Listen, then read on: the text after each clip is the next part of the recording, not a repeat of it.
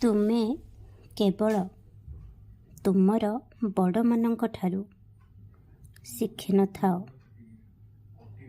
ଜୀବନର ପ୍ରତ୍ୟେକ ମୁହୂର୍ତ୍ତରେ କିଛି ନା କିଛି ଅନ୍ୟ କାହାଠାରୁ ଶିଖାଯାଇପାରେ। ସେ ତୁମର ମାତା ପିତା ହୁଅନ୍ତୁ କିମ୍ବା ତୁମର ଭାଇ ଭଉଣୀ କିମ୍ବା ତୁମର ପ୍ରିୟ ଛୋଟ ପିଲାମାନେ, ସମସ୍ତଙ୍କ ଠାରୁ କିଛି ନା କିଛି ଶିଖାଯାଇପାରିବ। କିନ୍ତୁ ଯଦି ମନରେ ଶିଖିବାର ଇଚ୍ଛା ଥାଏ ତ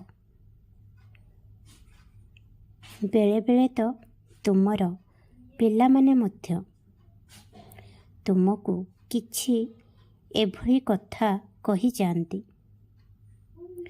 ଯାହା ତୁମକୁ ଜୀବନରେ ଚାଲିଥିବା ସମସ୍ୟାର ସାମ୍ନା କରିବାକୁ ସାହସ ଦେଇଥାଏ, ନୁହେଁ କି? ଏଥିପାଇଁ ଏହା ଭାବ ନାହିଁ ଯେ ମୋତେ ସବୁ ଜଣାଅଛି, ମୁଁ ସବୁ କିଛି ଜାଣିଛି।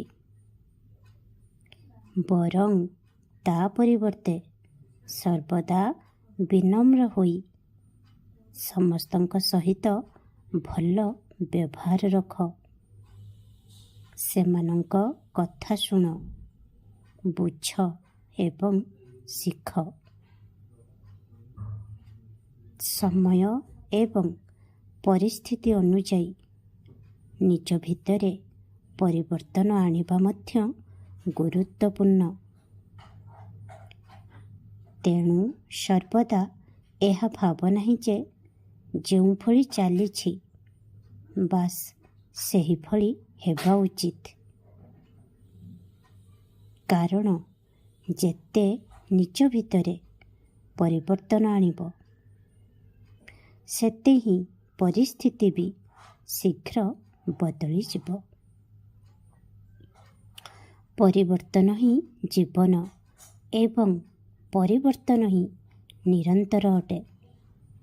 ଏହା ହିଁ ଜୀବନର ସତ୍ୟତା ଅଟେ। ଖୁସିରେ ରୁହ, ଖୁବ୍ ହସ। ବହୁତ ସାରା ଆଶୀର୍ବାଦ କରୁଛି। ଓମ୍ ସାଇ ରାମ, ଜୟ ସାଇ ରାମ।